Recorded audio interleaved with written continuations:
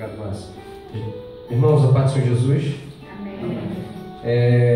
Como foi anunciado, hoje nós estamos iniciando uma série de estudos sobre o Apocalipse, sobre as últimas coisas, né? E nós fizemos algumas apostilas aqui. Na verdade, vai virar uma apostila. Na verdade, são 2 folhas. Vai ter quarta-feira que vai ser 3, vai ter que vai ser 2. Acredito que 2 é o mínimo. Tem alguns irmãos aqui que vão sofrer um pouco, porque a letra está pequena. Eu tentei resumir para ficar em 2 folhas. Então o que acontece? Em 2 páginas, né? Na verdade, 2 folhas, que a gente fez 2 folhas. Então o que acontece? Eu quero pedir um dos irmãos que distribuam, por favor, e eu queria pedir alguém que pegasse o nome de todas as pessoas que estão aqui para a gente ter uma ideia de continuidade. Se não der para todos, aqueles irmãos que não conseguirem, junta com alguém, tá? Casais, por exemplo, tem casais que estão aqui hoje, junta com alguém para que todos possam ter acesso. E eu quero já adiantar uma coisa para os irmãos. Tem gente que diz assim, vou pegar só as apostilas e não vou vir. Não adianta, porque o conteúdo não vai estar nas apostilas. O conteúdo vai estar aqui no dia do estudo. Vocês vão perceber isso. E eu já quero adiantar para vocês uma coisa. Prepara a caneta, o papel está aí diante de vocês, então você vai anotar muitas coisas aí. Então fica com papel e caneta na mão, porque nós vamos andar. Você vai dizer assim, mas missionário, a maioria das coisas que você disse não está aqui. E essa é a questão. Eu quero que nessas folhas aí, atrás dessa folha tem uma página totalmente em branco, não tem? Tem uma página escrita e doutorado em branco. Essa página atrás em branco é onde você vai fazer as anotações de tudo que não está aí. Então faz a anotação. Você não precisa anotar o que eu estou dizendo, ou escrever pontinho por pontinho. Bote pelo menos um tópico ou algumas palavras que vai lembrar o que eu disse. E não esqueçam também que tem aqui o vídeo, está indo para o YouTube. Depois vocês vão lá no YouTube e assistam de novo a mensagem se ficou alguma dúvida. Amém? Vamos ficar de pé nesse momento. Vamos abrir a Escritura Sagrada em Mateus capítulo de número 24. Mateus capítulo de número 24. Amém, queridos? Mateus capítulo de número 24.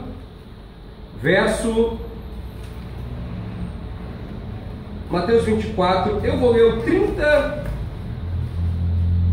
31 e vamos ler o verso de número 32 e o verso de número 33, já passando aí. Na verdade, o capítulo de número 24 do Evangelho de Mateus, Jesus aqui foi questionado sobre o fim. Senhor, o que vai acontecer no fim? Quais são os sinais do fim? Perguntaram diretamente a Jesus. E Jesus ele previu o que aconteceria e disse uma série de coisas que aconteceria no fim. E logo em seguida aqui Jesus ele dá um sinal para a gente maravilhoso e eu vou trabalhar isso com vocês aqui, amém? Vamos lá então,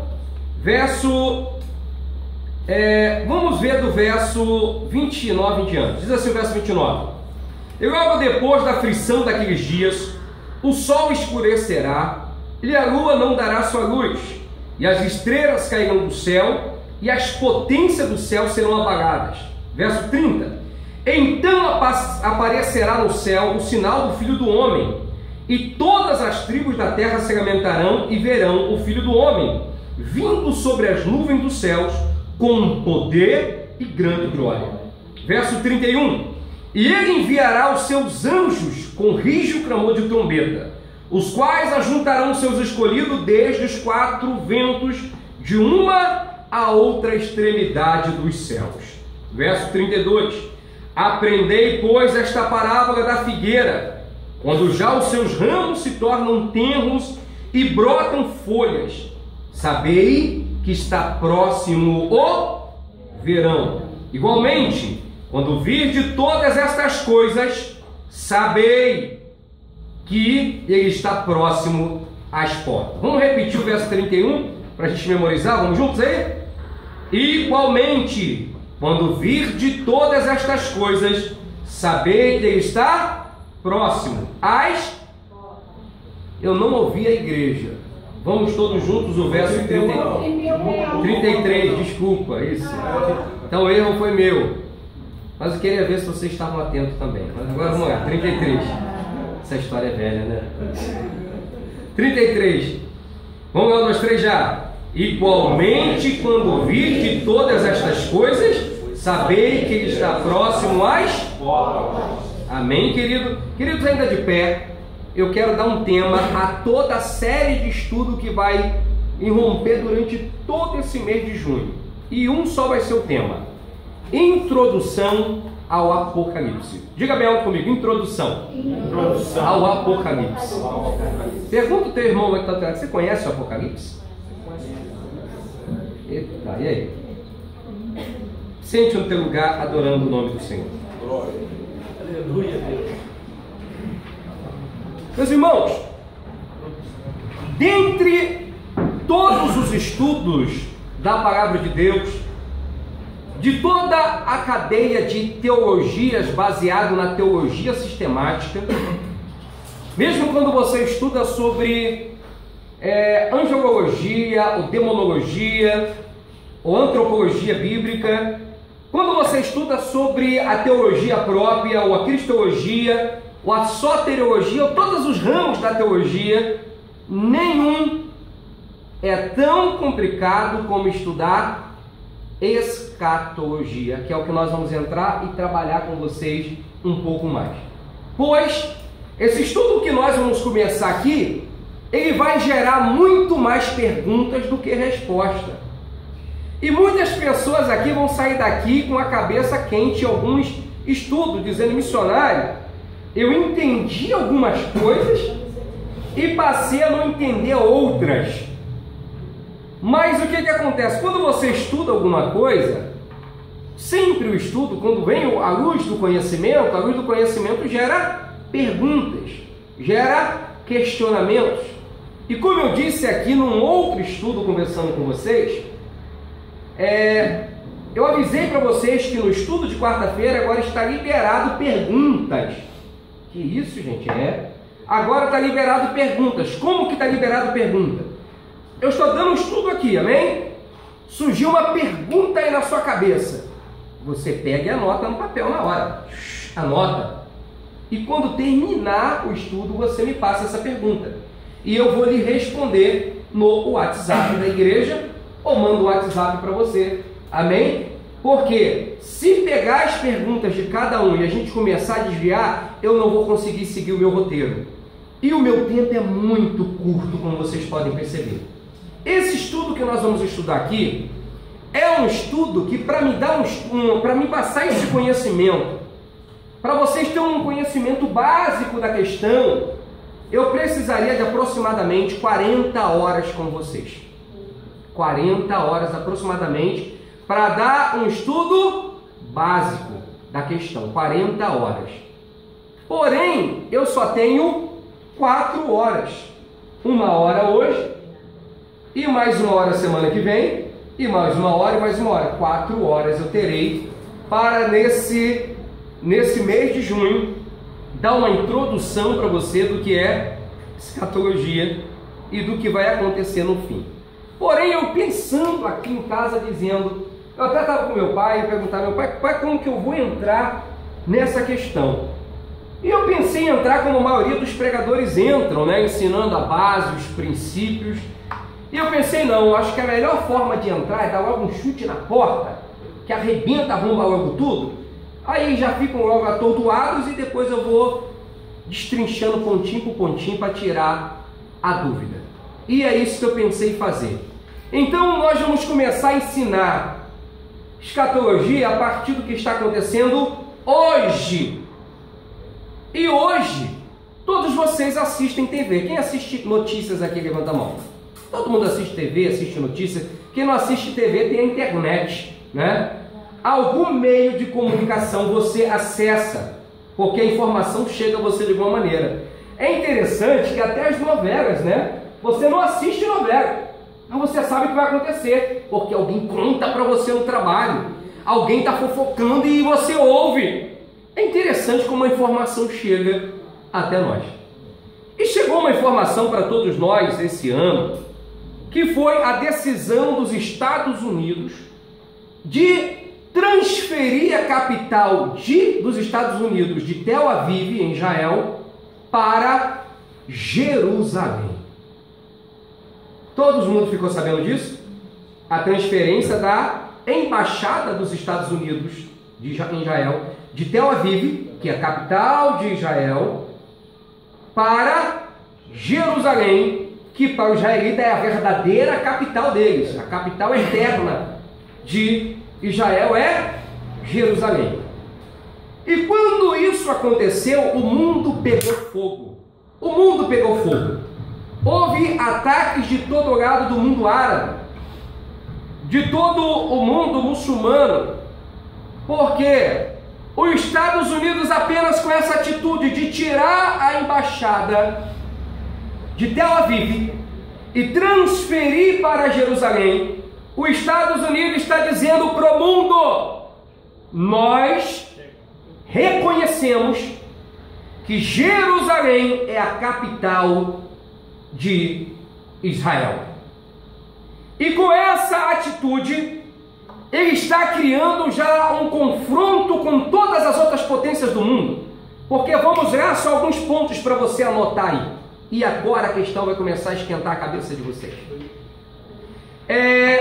Está aí no estudo, e vocês vão pegar um pouco mais à frente, a famosa declaração de Balfour, que aconteceu em 1917, que era um dos embaixadores da Grã-Bretanha, que ele fazia um convite a todos os judeus do mundo, que se fosse facilitado as relações com o Império Otomano na época, o povo judeu poderia voltar para sua terra e a Grã-Bretanha não faria impedimento, pelo contrário, apoiaria o retorno dos judeus para a Palestina, para a sua terra. Porque já em 1880 começou a ter um retorno de judeus para a Palestina e começou já um tipo de guerra, uma perseguição. 20 mil judeus voltaram, 25 mil judeus voltaram. Quando ele anunciou isso, começou um retorno maior. Retornou mais 40 mil judeus de vários países. E aí, quando começou esse retorno, judeus voltando para a Terra Santa, porque todo mundo sabe pela Bíblia Sagrada o que aconteceu, né? Jesus Cristo disse: não ficará pedra sobre pedra. E isso aconteceu em Jerusalém. Jerusalém foi destruída. Os muros, a cidade de Jerusalém foi destruída. O templo de Jerusalém foi destruído. Conta-se que o general Tito, que foi quem destruiu Jerusalém, ele ficou sabendo que havia ouro nas construções de Jerusalém, nas construções do templo de Jerusalém. Então ele disse: eu quero que derrube pedra por pedra, porque eu quero saber onde os judeus estão escondendo o ouro, as riquezas dele. E ele destruiu tudo, não deixou nada, até que hoje ainda tem um pedaço do muro de Jerusalém que sobreviveu, que é chamado lá, né, do Muro das Lamentações. O que acontece? Isso aconteceu no ano 70, ano de Cristo, ou melhor, conhecido como ano Domini, né, o ano do Senhor. No ano de Cristo, no ano 70, aconteceu essa destruição. E os judeus foram espalhados pelo mundo, foram perseguidos por cada governante que se levantou, foram expulsos da sua terra. E houve várias outras perseguições, não tenho tempo para comentar sobre isso aqui, que o tempo é muito curto. Mas os judeus agora começam em 1880 a voltar. Em 1917, a Grã-Bretanha faz esse convite, que é apoiado por várias nações da terra. E aí todo mundo fica sabendo, acontece a Primeira Guerra Mundial, acontece a Segunda Guerra Mundial, que todo mundo viu que os principais atacados, que foram perseguidos e destruídos, uma coisa que foi chamado de o Holocausto, que foi os judeus. Na Segunda Guerra Mundial, o império, né, da SS de Adolf Hitler, né, o império nazista, matou aproximadamente 6 milhões de judeus. 6 milhões. E quem pega alguns vídeos na internet vai ver, eles usavam técnica sofisticada para matar sem gastar bala. Câmara de ar, câmara de gás. Eles matavam o judeu. Parece que Hitler queria destruir os judeus da face da terra. porque o diabo, através dele, já sabia que o povo escolhido de Deus estava voltando para a sua terra. Nesse período, os judeus começaram a fugir. No período da perseguição nazista, conta-se que fugiram aproximadamente 250 mil judeus só da Alemanha e voltou para Israel. E eles foram se juntando e foram se juntando. Depois quando aconteceu a perseguição nazista contra os judeus na Polônia, em vários países em que a Alemanha ia tomando conta, eles saíram fugindo encabeçada para Israel. Fugiu muito judeu para lá. E quando eles fugiram, juntou aproximadamente mais de 2 milhões de judeus que estavam de volta à sua terra. E agora eles não eram mais um povinho pequeno, que a própria Grã-Bretanha apoiou o retorno. Agora já era um povo maior, que começou a revoltar os palestinos, os árabes da região. E eles ficaram com medo que o povo judeu voltasse para a sua terra, porque aquela terra é deles, Deus abençoou, e Deus está profetizado na palavra de Deus, que eles voltariam para a sua terra. Você quer ver? Pegue sua Bíblia aí, porque isso é pertinente. Pegue sua Bíblia. Abra comigo em Ezequiel. Quem está sem escritura sagrada, se aproxime de alguém. Ezequiel, capítulo de número 37. É um texto muito conhecido, que é a profecia dos ossos secos. Ezequiel, capítulo de número 37. Aqui Deus profetiza, leva Ezequiel até um vale de ossos secos. E Deus pergunta: poderei eu fazer reviver esses ossos? E naquele momento, Ezequiel diz: Senhor, tu sabes, tu pode tudo, né? Ali acontece agora o encontro do que não pode nada e do que pode tudo, que é Deus. E Deus diz para Ezequiel: Ezequiel, profetiza sobre esses ossos secos. E olha o que acontece aqui. Olha aí do verso de número 9 em diante, diz a palavra de Deus assim: e ele me disse: profetiza ao Espírito, profetiza ao Filho do Homem, diz ao Espírito, assim diz o Senhor Deus: vem dos 4 ventos, ó Espírito, e assopra sobre esses mortos para que vivam. E profetizei como ele me deu ordem. E então o Espírito entrou neles e viveram. E se puseram em pé um exército grande em extremo.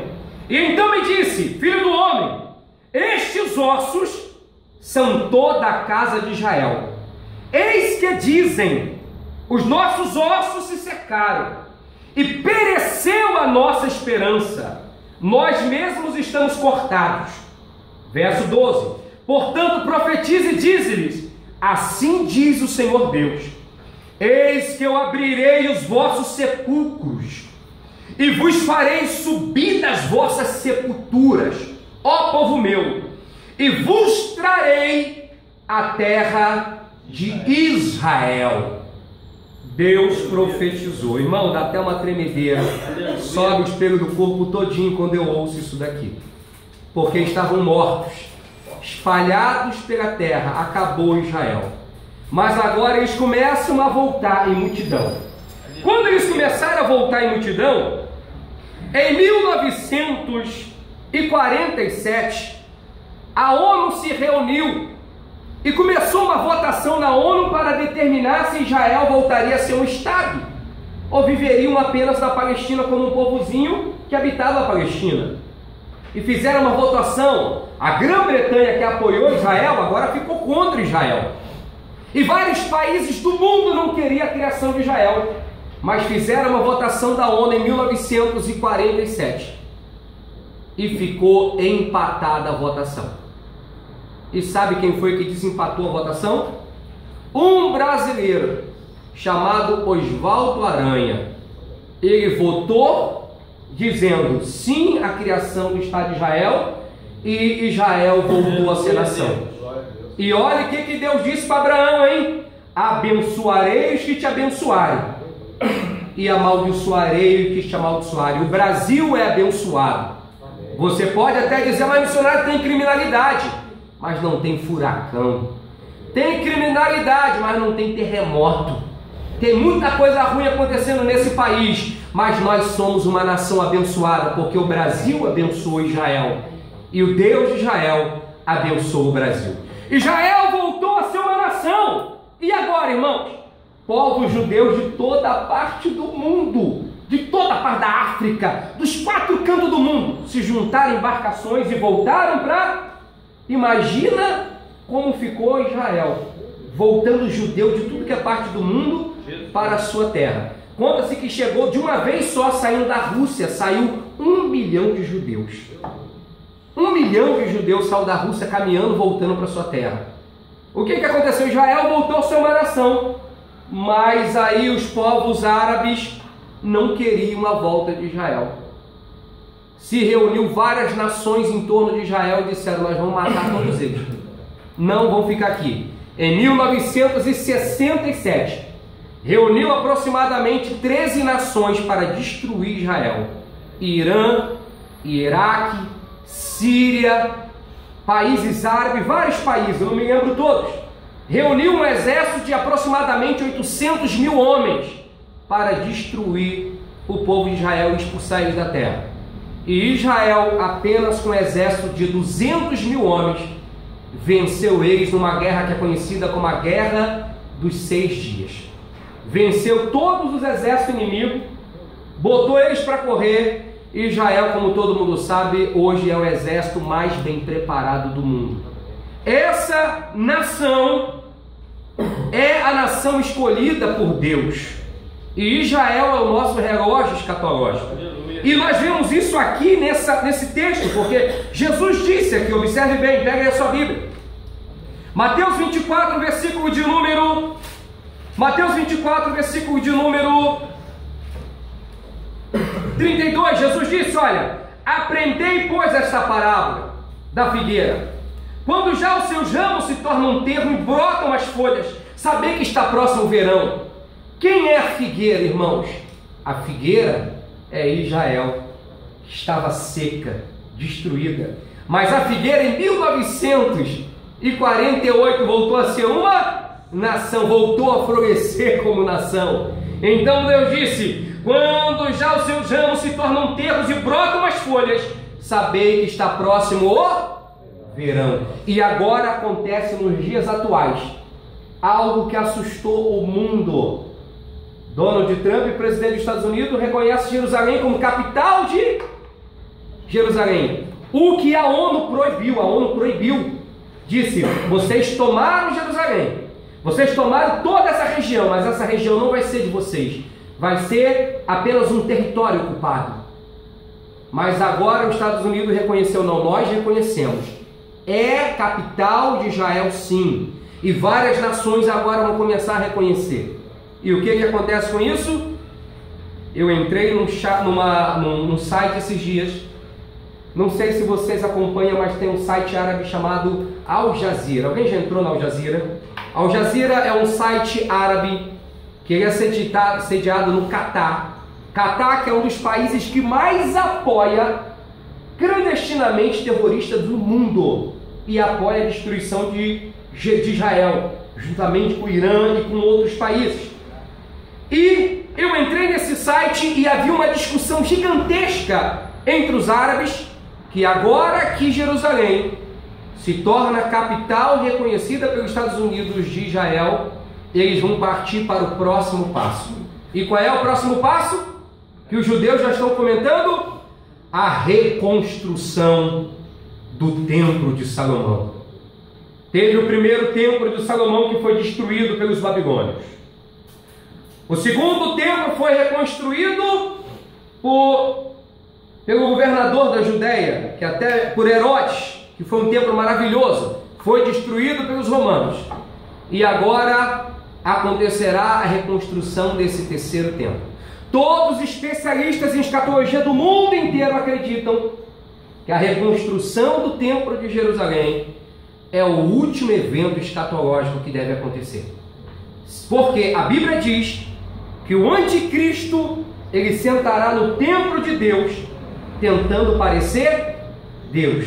Então todos acreditam que vai acontecer a reconstrução do templo de Jerusalém primeiro, antes que o anticristo se manifeste. E agora o cenário está pronto. Os judeus já estão acertando. E daqui a pouco vocês vão ver um anúncio mundial que vai dizer que vão começar a reconstrução do Templo de Jerusalém. O que eu quero dizer com tudo isso? O que eu quero dizer com tudo isso? Olha aí na sua Bíblia, verso de número 32, no final. Já quando seus ramos se tornam termos e brotam folhas, sabei que está próximo o verão. Verso 33. Igualmente, quando vir de todas essas coisas, sabei que está próximo às portas. Jesus vem. Estamos mais próximos do que nunca de todos os acontecimentos profetizados na palavra de Deus. Imagine bem, Israel ficou durante quase 2000 anos vagando pelo mundo, mas agora voltaram a ser nação há poucos anos.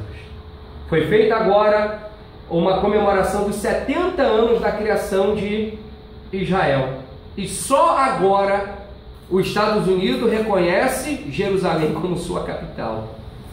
Estamos mais próximos do que nunca do fim. Dá um catucão no seu irmão e diga para ele: meu irmão, te prepara, porque está próximo. Aí a questão fica, eu entro diretamente contando para vocês sobre essas coisas e vocês ficam assim, missionário, dando para tirando essa astrologia toda na sua cabeça, essas versões todas. Irmãos, tudo isso é baseado na palavra de Deus. Eu não estou determinando data, amém? Pois o próprio Jesus disse que ninguém sabe o dia e nem a... Tem até gente que conta um absurdo assim, Jesus disse que ninguém sabe dia e hora, mas o mês e o ano pode dizer. Mas não, nem mês, nem ano, nem dia e nem hora. Só Deus sabe o dia, amém? Jesus disse para que nós ficássemos preparados todo momento. Mas o próprio Jesus diz aqui para nós vermos os sinais. E eu quero que vocês anotem aí. Quando Jesus manda vocês olhar a figueira, vocês têm que olhar para Israel. Anotem, Israel é o relógio escatológico. Escreve isso em algum lugar. Israel é o relógio escatológico. Nós devemos olhar para Israel. O que acontece em Israel aponta para a proximidade da vinda do Senhor. E agora que eu comentei isso para vocês, eu sei que já tem gente aí catucando, mexendo na orelha e dizendo: missionário, o que você veio dizer? Meus irmãos, agora vamos entrar um pouquinho na apostila, que eu quero entrar nessa questão com vocês. Eu quero já passar para vocês o seguinte: eu vou contar para vocês aqui, ensinar tudo isso baseado nos nossos pensamentos, porque eu não tenho tempo para contar a ideia de cada religião ou a ideia de cada seita. Não tenho tempo para isso. Mas se alguém aí me chamar no YouTube e quiser fazer uma pergunta, não tem perigo nenhum, meu irmão. Quiser fazer pergunta, aí eu vou ter tempo à vontade para responder. Eu não tenho tempo aqui, que o tempo é muito curto para um assunto tão gigantesco quanto esse. Amém? Mas vamos entrar aqui um pouco agora na nossa apostila. Abra a tua Bíblia aí comigo em Apocalipse. Todos. Apocalipse capítulo 1. E aí tem gente que quando abre Apocalipse diz: missionário, eu já fiquei sabendo, tem gente que diz assim para mim: missionário, eu já fiquei sabendo que uma pessoa começou a estudar o livro de Apocalipse e ficou doido. Alguém já ouviu isso? É muito conhecido isso. Porque o livro de Apocalipse, ele trabalha coisas que nós não conseguimos entender. E é isso que eu quero que vocês já anotem, se vocês quiserem, guardem na sua cabeça. Nós estamos trabalhando aqui sobre coisas que vão acontecer. Então não esperem de mim exatidão, porque eu não vi acontecer ainda. Vão acontecer. Nós estamos tratando aqui de profecias bíblicas. A Bíblia Sagrada dá base? Dá. Mas vão acontecer. Então todo cuidado nesse terreno, porque é um terreno muito perigoso. Mas eu não tenho medo. Nunca tive medo e não terei de errar. Se eu subo em cima desse púlpito, eu tenho que subir sem medo de errar. Porque quem fala pouco erra pouco. E quem fala muito? Então saibam que eu vou errar muito. Mas eu não tenho medo de errar. Agora, se alguém me provar com base na Escritura que alguma coisa que eu estou dizendo aqui é errado e não está em exatidão com a Escritura Sagrada, então me prove com base bíblica. E eu terei com certeza a humildade de me retratar. Porém, o pensamento que eu expresso aqui é o pensamento coordenado por todas as igrejas Assembleias de Deus no Brasil. Tem essa mesma ideia, esse mesmo pensamento. Amém? não estarei entrando neste dia dentro da profundidade de certos temas, coisas que eu vou tratar separadamente em cada dia que vim. Hoje eu quero dar apenas um vislumbre do total. Olha aí na sua Bíblia, verso de número 1. Pegue agora a apostila de vocês, Apocalipse. A palavra Apocalipse tem sua origem, primeiro, no vocábulo hebraico, é descrita como galo, que significa revelar. Revelar, trazer algo do escuro para a luz. No vocábulo grego, é descrita como apocalipto. Apocalipto, que significa descoberto ou descobrir, ou também revelar. A palavra antônima a esta é sunactos, que significa coberto. Sunactos, coberto, apocalipto, descoberto. Amém? No vocábulo latino, origina-se da palavra revelare, o qual derivou a palavra revelar. Sendo assim, no latim, Apocalipse é descrito como revelação. E nessa questão vocês vão ver muitas Bíblias católicas que não chama o livro de Apocalipse, chama-se de Revelação de Nosso Senhor. Amém? Porque ele é uma revelação também, é uma outra frase. Vocês sabem que o católico sempre foi muito baseado no latim, né? Tanto que as missas e tudo era feita em latim e o povo não podia ter acesso à Bíblia Sagrada, como todos nós sabemos. Há muitos estudiosos que questionam que o Apocalipse só tem profecias futurísticas e escatológicas, né? Porém, nós vamos provar para vocês aqui que isso não é verdade. Olha aí, verso 1 e verso 2, e verso 3. Palavra de Jesus Cristo, a qual Deus lhe deu para mostrar ao seu servo as coisas que brevemente devem acontecer. E pelo seu anjo a enviou e as notificou a João, seu servo. Todos concordam que esse João aqui é o apóstolo João. O João que o Jesus Cristo disse: eu quero que ele fique até que eu venha. Esse João, o apóstolo amado. Todos concordam e acreditam, porque ele foi levado para a ilha de Patmos. Conta-se até a tradição cristã que o imperador tentou matar João de todos os jeitos. Mandou jogar azeite no corpo dele e não queimou o corpo dele. Tentou fazer de tudo para matar João e João não morria. Conta até que jogou no meio dos leões e os leões não comiam João. E disseram: já que não tem como eu te matar, então você vai morrer na ilha de Patmos. E a ilha de Patmos era uma ilha em que iam os piores presos, pois eles iam escavar carvão, iam escavar pedra. Era uma ilha horrível, onde as pessoas iam para morrer em estado deplorável de escravidão para morrer. E foi nesse momento de derrota total, que parecia que nada ia acontecer, que Deus aparece a João e dá para ele o Apocalipse. O Apocalipse, irmãos, é um dos livros da Bíblia Sagrada mais contestado que tem, mais brigado. O próprio Martinho Lutero não aceitava o Apocalipse na Bíblia Sagrada. Conta-se que a Bíblia de Lutero, ele dizia: não vai ter Apocalipse na minha Bíblia. Lutero era ele tinha um parafuso a menos em certas questões, né? Ele já partiu, está com o Senhor, mas se você estudar um pouquinho da vida de Lutero do passado, você vai ver que tem muita coisa que Lutero foi sair fora. Ele não concordava muito com o livro de Apocalipse. Mas o Apocalipse é comprovado biblicamente. Foi reunido no concílio de Cartago, onde se reuniu mais de 70 bispos da igreja do mundo inteiro, onde estava Tertuliano, Orígenes e vários grandes homens de Deus do passado, e eles olharam e estudaram Apocalipse e disseram: é revelado e inspirado por Deus, e está na Bíblia desde então. Amém? Então é o livro de Deus e é inspirado por Deus, sim. Verso 2: o qual testificou da palavra de Deus e do testemunho de Jesus Cristo de tudo o que tem visto. Verso 3: bem-aventurado aquele que lê e o que ouvem as palavras desta profecia e guardam as coisas que nela está escrita, porque o tempo está O tempo está... Mas missionário, calma aí, vamos pegar a questão aqui. Há 2000 anos atrás ele disse que o tempo estava próximo. 2000 anos atrás. Mas observem o que Jesus disse aqui: a figueira vai tornar os ramos a a florescer, vão voltar a brotar. Quando isso acontecer, o verão está e aconteceu agora. Então nós estamos vendo profecias bíblicas se cumprindo diante dos nossos olhos. Diante dos nossos olhos. Amém? Querido, como eu disse, nem tudo que está no Apocalipse é futurístico ou apocalíptico ou escatologia. Observe bem, porém o próprio Senhor Jesus o dividiu, o Apocalipse, em 3 partes.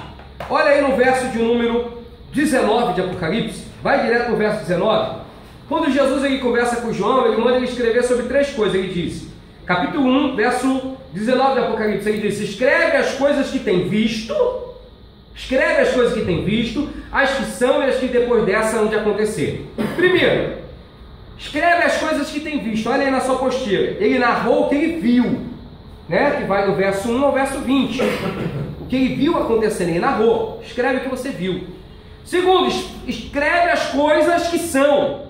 E ele tratou desse assunto. O capítulo 2 e o capítulo de número 3 aconteceu de verdade. Aconteceu de verdade. Eram coisas que estavam acontecendo. Foram cartas que foram enviadas para as igrejas de fato e de verdade. Amém? Então não é uma ficção. Aconteceu. Então ele escreveu sobre coisas que aconteceram de verdade. Agora, terceiro, escreve as coisas que depois desta hão de acontecer. Aí aqui que a questão pega. Aqui no capítulo de número 4, olha aí na sua Bíblia, do capítulo de número 4 do Apocalipse até o capítulo de número 22 do Apocalipse, nós estamos tratando de coisas que vão acontecer e de coisas que estão acontecendo. Amém? Então essa é a questão. Agora nós entramos aqui nos chamados eventos escatológicos. E como eu estou comentando muito sobre a palavra evento escatológico, vem a segunda pergunta na cabeça de vocês, missionário: o que é escatologia? Vamos lá então? Escatologia, doutrina bíblica que lida com as últimas coisas, né? Com as últimas coisas, o quê? O que vai acontecer. Do grego, scatos significa últimos, e logos, né? Que tudo que é logia é estudo. Então, estudo das últimas coisas, ou doutrina das últimas coisas, que doutrina significa ensino, ensino das últimas coisas. Existem algumas expressões bíblicas que têm base. Isaías 22 comenta sobre os últimos dias, né? Pedro 1,20, últimos tempos, e 1 João 2,18, ele comenta aqui sobre as últimas horas. Então a escatologia aponta para o que vai acontecer.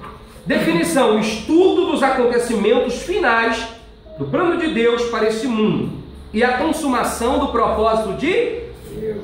Então eu quero que vocês anotem isso aí, risquem isso e guardem na cabeça de vocês. O que é escatologia?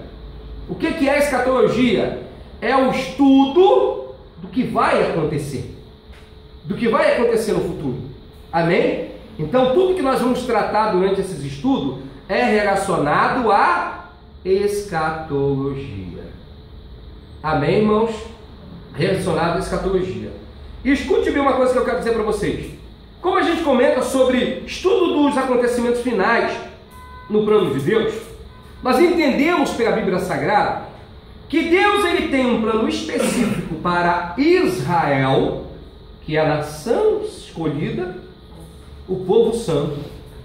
Deus tem um plano especial para a igreja, e Deus tem um plano especial para os gentios e povos gentílicos. Então anotem aí na sua Bíblia, Deus tem um, anotem aí no seu estudo.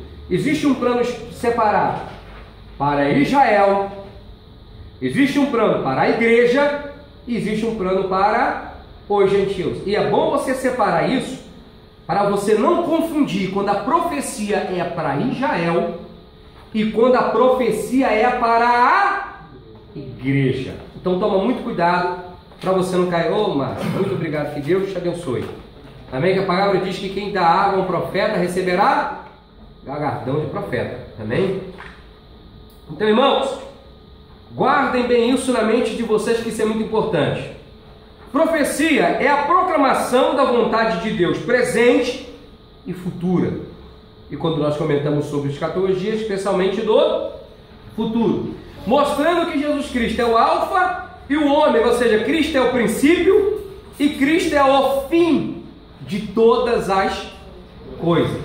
Porque Cristo é o começo e Cristo é o fim de todas as coisas. E vamos nesse raciocínio porque tem muita coisa aqui. O estudo da escatologia tem gerado dois tipos de indivíduos dentro da igreja. Dentro da igreja, dois tipos de indivíduos é gerado pelo estudo da escatologia. Existe o chamado escatomaníacos. Quem quiser anota. Quem são os escatomaníacos? São pessoas maníacas. Pessoas que têm obsessão por coisas de escatologia. E quando a pessoa se torna um maníaco em escatologia, ou maníaco sobre coisas que vão acontecer, aí ele começa a estudar sobre a nova era. Ele começa a identificar quem é o anticristo. Aí ele começa a identificar quais são as empresas que apoiam o anticristo. Aí ele começa a dizer que você não deve usar o sabão tal, que você não deve comer a comida tal, porque essas empresas apoiam o anticristo. E aí ele começa a criar um cenário que, meu amigo, você não pode mais comer nada, fazer nada, porque tudo é do anticristo. Amém? Então é os chamados escatomaníacos, pessoas que têm obsessão por assuntos do fim. Amém? E há um outro lado também desequilibrado que é perigoso, que são os chamados dos escatofobíacos. Quem é os escatofobíacos? Pessoas que têm medo. Pessoas que não aguentam ouvir sobre escatologia, não querem ouvir de jeito nenhum. Pastora, tem gente que vai ficar com a mão na cara, porque eu vim para esse estudo, pastora. O missionário contou coisa aí, agora eu estou com medo. Agora eu estou com medo, pastora. Eu não sabia de nada disso, estava na bênção. Agora eu estou com medo. Eu estou com medo do quando Cristo vai se manifestar, que Cristo pode aparecer a qualquer momento, agora eu estou com medo. Meu Deus do céu. Gente que tem medo, não quer ouvir nada sobre isso.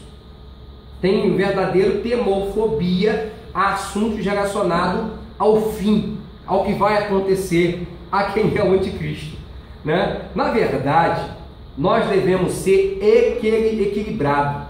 Não devemos ser nem maníacos obsessivos e nem devemos ter fobia, porque devemos aprender sobre isso também. Mas devemos ser equilibrados. Olhe bem para mim, escute o que eu vou dizer para você. Existem algumas seitas em nosso meio evangélico, mas que não são evangélicos. Dizem que são evangélicos, mas não são evangélicos, estão no nosso meio, no Rio, no Brasil, que o foco deles é ensinar sobre escatologia, ensinar sobre o que vai acontecer. Então ele chega para você, você sabe o que vai acontecer no fim? Você sabia que Jesus já está perto? Você sabia que as profecias já estão se cumprindo? Aí você fica atordoado, é verdade, as profecias estão se cumprindo. Aí sabe o que acontece? Eles viram para você e dizem, eu vou te dar um estudo na sua casa. Aí eles marcam para te dar um estudo na sua casa. Aí daqui a pouco está o cara passando na rua com um saco nas costas. Pesado! Aí tu pergunta, não sei o que é da tal igreja, quem tu está carregando essas costas? Ele diz, estou carregando aqui um crente da Assembleia de Deus. Dei 5 estudos na casa dele sobre as últimas coisas e agora estou levando lá para a minha igreja. Meu irmão. Cuidado, porque eles usam isso como estratégia para tirar crente das suas igrejas.